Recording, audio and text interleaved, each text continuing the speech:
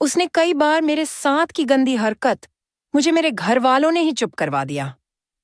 मेरी दर्दनाक कहानी यहीं से शुरू होती है जब मैं नर्सरी में पढ़ा करती थी। मेरे पिता आर्मी में थे, इसलिए हमारे घर में एक हेल्पर था जिसे हम बैटमैन कहा करते थे। एक दिन मेरी मम्मी ने उससे मेरे कमरे में मुझे डिनर पर बुलाने के लिए भेजा। यह पहली बार नहीं था कि वो मुझे डिनर पर बुलाने के लिए आया था, लेकिन ये पहली बार था जब उसने मेरे साथ गंदी हरकत की। उसकी इस हरकत से मैं हमेशा के लिए टूट गई। मैंने ये बात किसी को नहीं बताई क्योंकि मैं डरी और सहमी हुई थी। मुझे समझ नहीं आ रहा था कि अपना ये दर्द मैं कैसे और किसे बताऊं। मासूम थी मैं। जब मेरे पिता को पोस्टिंग दूसरी जगह हुई तो वो बैटमैन भी हमारे साथ आया। मुझे एक घटना और याद है, जब वो मुझे स्कूल के बाद बस स्टॉप पर लेने आया था।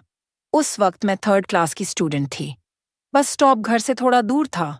वो मुझे वहां से सीधा अपने सर्वेंट क्वार्टर ले गया और वहां ले जाकर मेरे साथ गंदी हरकतें करना शुरू कर दिया।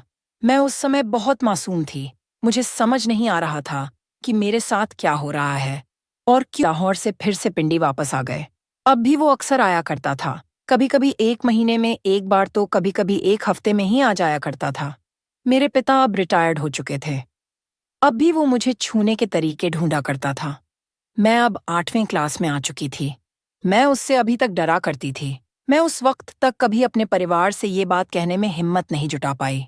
मैं उस समय बहुत दुखी हो गई थी जब मेरे पिता रिटायर हो गए थे। हालांकि रिटायरमेंट से 1 महीने पहले मैंने मेरे माँ और बड़ी बहन को इस बारे में बताया। मुझे मालूम नहीं कि क्यों उन्होंने इस बारे में खुलकर मेरे पापा से बात नहीं की, क्योंकि मेरे घरवाले मेरे अपराधी के परिवार को हमारे ही घर ले आए थे। अब वो लोग भी हमारे साथ रहने लगे थे। उसकी 2 बेटियां थी जिसे मैं भी प्यार करती थी। मैंने कभी उन्हें घृणा की नजर से नहीं देखा।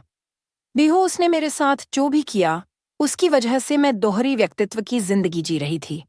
एक जो मैं सबके सामने थी और एक वो जो एक अब्यूज विक्टिम है, जो रातों को उठकर बाथरूम में जाकर रोया करती थी। मैंने खुद को जख्म देने शुरू कर दिए और नींद को गोली खाने लगी। मेरे परिवार को वो जख्म भी मेरे शरीर में नहीं दिखा करते थे।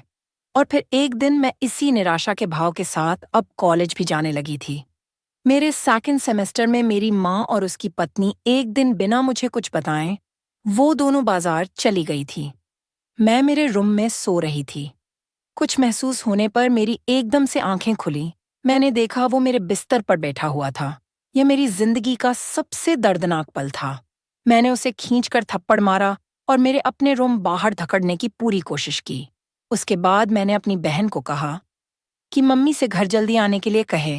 जैसे ही वो घर आई, मैंने सबके सामने उसकी सच्चाई ला दी। मेरी माँ और बहन ने मुझे चुप करवा दिया। मैंने उसकी बीवी को भी समझाया। वो दिन मेरे लिए बहुत ही मुश्किल भरे थे।